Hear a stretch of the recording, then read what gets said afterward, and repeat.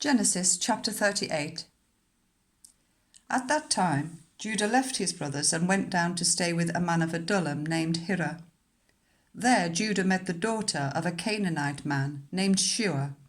He married her and made love to her.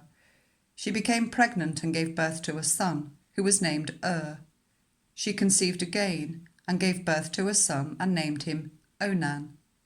She gave birth to still another son and named him Shelah. It was at Kezib that she gave birth to him.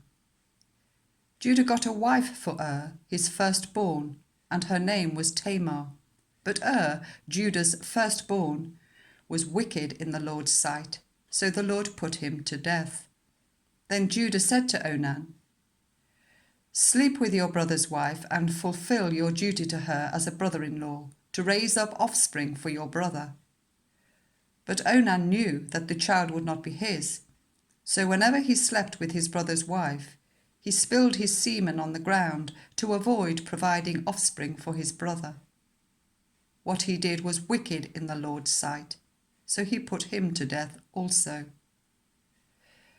Judah then said to his daughter-in-law Tamar, "Live as a widow in your father's household until my son Shelah grows up."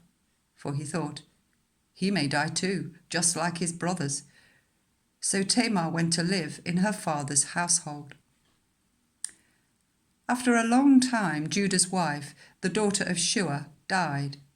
When Judah had recovered from his grief, he went up to Timnah, to the men who were shearing his sheep, and his friend Hirah the Adullamite went with him. When Tamar was told, "Your father-in-law is on his way to Timnah to shear his sheep," she took off her widow's clothes, covered herself with a veil to disguise herself, and then sat down at the entrance to Enaim, which is on the road to Timnah. For she saw that, though Shelah had now grown up, she had not been given to him as his wife. When Judah saw her, he thought she was a prostitute, for she had covered her face.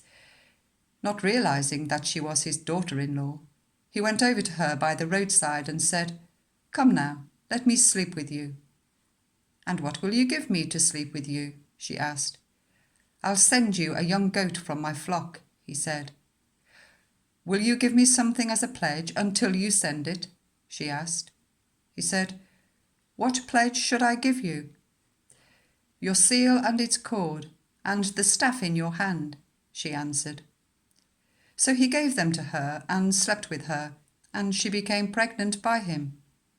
After she left, she took off her veil and put on her widow's clothes again.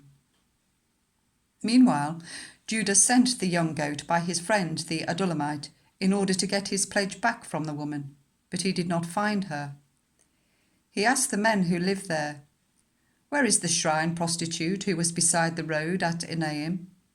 "There hasn't been any shrine prostitute here," they said. So he went back to Judah and said, "I didn't find her. Besides, the men who live there said, 'There hasn't been any shrine prostitute here.'"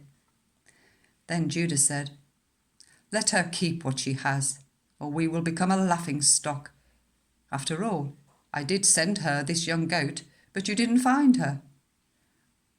About 3 months later, Judah was told, "Your daughter-in-law Tamar is guilty of prostitution, and as a result, she is now pregnant."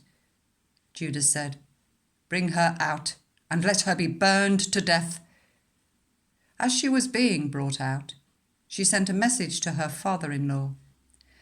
"I am pregnant by the man who owns these," she said, and she added, "See if you recognize whose seal and cord and staff these are." Judah recognized them and said, "She is more righteous than I, since I wouldn't give her to my son Shelah." And he did not sleep with her again. When the time came for her to give birth, there were twin boys in her womb.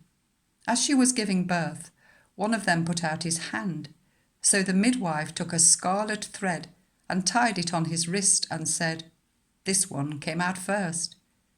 But when he drew back his hand, his brother came out, and she said, "So this is how you have broken out."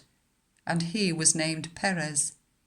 Then his brother, who had the scarlet thread on his wrist, came out, and he was given the name Zerah.